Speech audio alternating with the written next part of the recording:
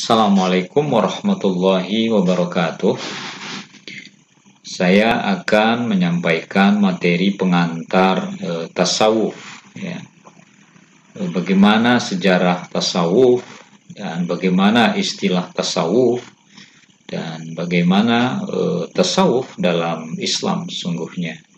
Ini pertanyaan-pertanyaan mendasar yang kadang kita belum tahu banyak, ya, terkait jawabannya. Nah, maka saya mencoba, ya, menjelaskannya, ya, dengan sederhana dan mudah dimengerti agar kita paham bagaimana tasawuf yang kita dengar dan kita pelajari, atau mungkin sebagian sudah mengamalkannya dalam kehidupan beragama. Latar belakang historis tasawuf, ya. Tasawuf adalah istilah yang sama sekali, ya, tidak dikenal di zaman para sahabat, bahkan tidak dikenal di zaman 3 generasi yang utama, generasi sahabat, tabi'in, dan tabi'in. Pada zaman Rasulullah SAW, tasawuf memang ada realitasnya, tapi tidak ada namanya. Dan sekarang ia hanyalah sekedar nama, tetapi tidak ada realitasnya. Karena memang di zaman Rasulullah kehidupan layaknya sufi itu ada. Tapi istilah tasawuf di zaman Rasulullah itu tidak dikenal, ya. Ini sebagian pemikir, pemerhati tasawuf berpandangan seperti itu. Walaupun mungkin juga ada yang berpendapat bahwa di zaman Rasulullah istilah tasawuf ada, gitu. Tetapi kita lebih memahami selama ini konteks hidup tasawuf zaman Rasulullah jelas ada, karena Rasulullah sendiri yang mengajarkan kehidupan sederhana, ahli ibadah, kemudian sangat mendekatkan diri kepada Allah dalam kegiatan keagamaan yang luar biasa yang diajarkan oleh Rasulullah kepada para sahabat saat itu. Nah, menariknya kalau kita lihat sekarang, istilah tasawuf itu sudah ada, ilmunya sudah dikenal luas, tapi mungkin realitas tasawuf itu yang tidak sebanyak yang kita harapkan, ya. Lalu kemudian bahwa tasawuf dalam berbagai pandangan.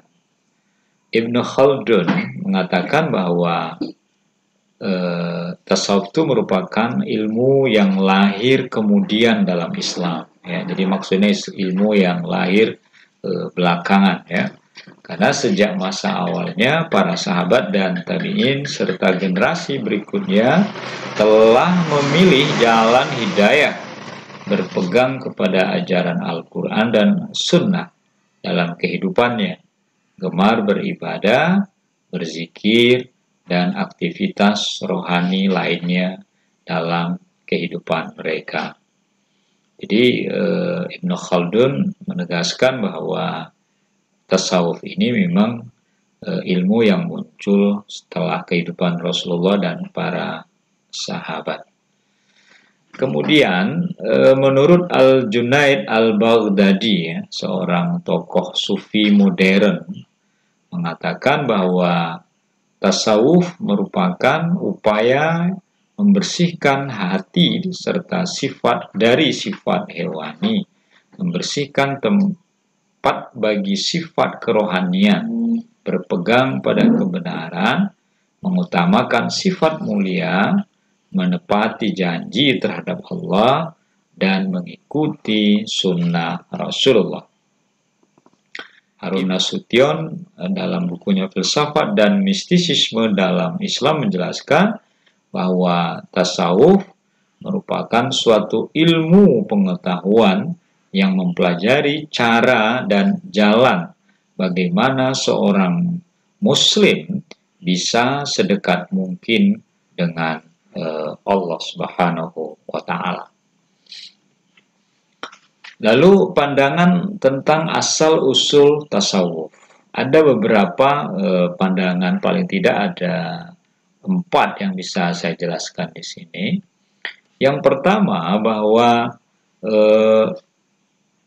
sufisme ya berasal dari bahasa Arab ya, kata suf yaitu pakaian yang terbuat dari wol pada kaum yang hidupnya menjauhkan diri dari kemewahan dan kesenangan dunia, asketis ya. Kaum ini juga disebut dengan orang-orang yang zuhud. Dalam dunia Kristen ada Neoplatonisme, juga ada pengaruh Persia dan India ikut menentukan paham tasawuf sebagai arah asketisisme, mistisisme dalam ajaran Islam. Lalu pandangan yang kedua, sufisme, yaitu suatu ajaran mistik yang dianut sekelompok kepercayaan di timur, terutama di Persia dan India, yang mengajarkan bahwa semua yang muncul di dunia ini sebagai suatu yang khayali, ya. Manusia sebagai pancaran dari Tuhan selalu berusaha untuk kembali bersatu dengan Tuhannya, karena manusia pada dasarnya nanti akan kembali bertemu dengan Tuhannya.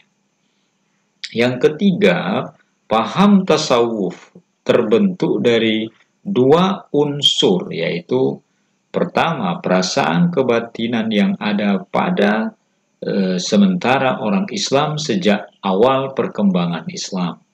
Yang kedua, adat atau kebiasaan orang Islam yang baru yang bersumber dari agama non-Islam dan berbagai paham mistik.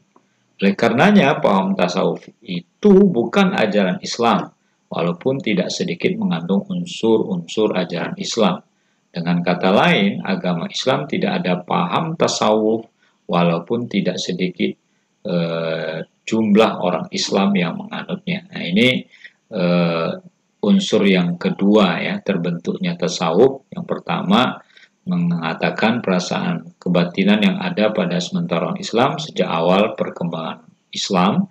Sementara yang kedua, mengatakan bahwa kebiasaan ini bukan bersumber dari agama Islam, tetapi justru dari luar agama Islam yang akhirnya berpengaruh dalam dunia tasawuf yang ada dalam Islam. Lalu yang keempat, tasawuf dan sufisme buat dari bulan Rasulullah dan pula Syekh Ihsan Az-Zahir berkata bahwa tatkala kita telusuri ajaran sufi periode pertama dan terakhir, dan juga perkataan mereka, baik yang keluar dari lisan ataupun yang terdapat dalam buku-buku terdahulu dan terkini, sangat berbeda dengan sufi. Dan kita tidak pernah melihat asal usul ajaran sufi ini dalam sejarah pemimpin umat manusia Muhammad, dan juga dalam sejarah para sahabatnya yang mulia, serta makhluk pilihan Allah dalam semesta ini. Bahkan sebaliknya, kita melihat bahwa ajaran sufi ini diambil dan diwarisi dari pengaruh agama Nasrani, agama Hindu, ibadah Yahudi, dan Buddha.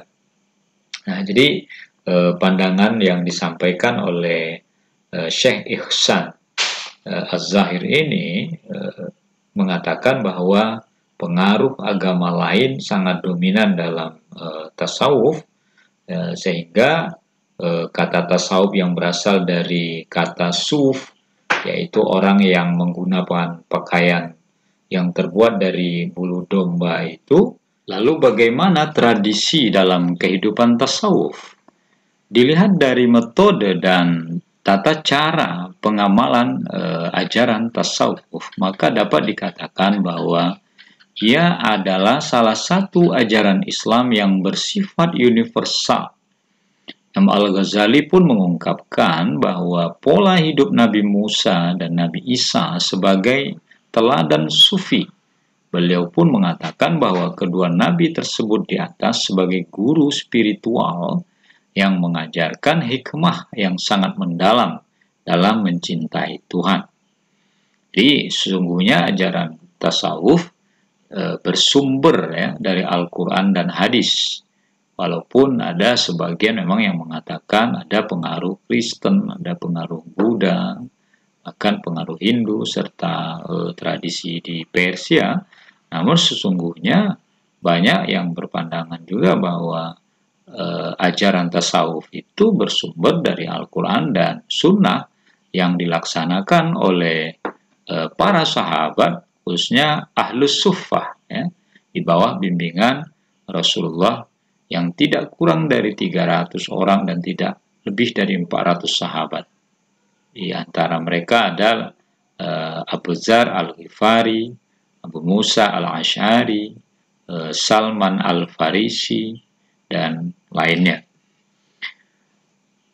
Ajaran tasawuf ya bersumber dari kebiasaan Nabi Isa ya, yang berpuasa di siang hari lalu beribadah sepanjang malam, memotivasi sufi untuk menjalankan puasa, lalu sepanjang malam diisi dan pelaksanaan. Maryam ya, sebagai seorang ahli ibadah, ibunda Nabi Isa, termasuk menjalankan praktek tasawuf dalam Islam di bawah bimbingan Nabi Zakaria yang sangat menekuni ajaran spiritual, berpuasa pada siang hari, berzikir dan bertafakkur di malam hari.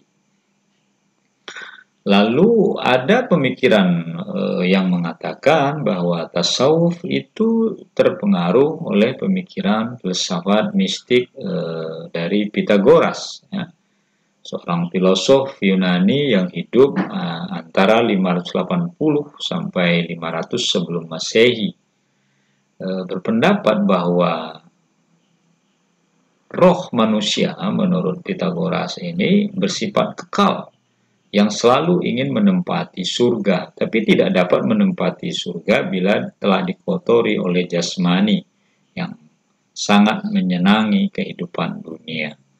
Ajaran hidup zuhud ya, dan warok itu sebagian ahli mengatakan pengaruh dari teori yang disampaikan oleh Pythagoras, bahwa orang-orang yang menjauhi kehidupan kemewahan dunia, yang membersihkan hatinya untuk tidak terkotori oleh perbuatan-perbuatan yang hanya menjadikan dunia sebagai tujuan hidup.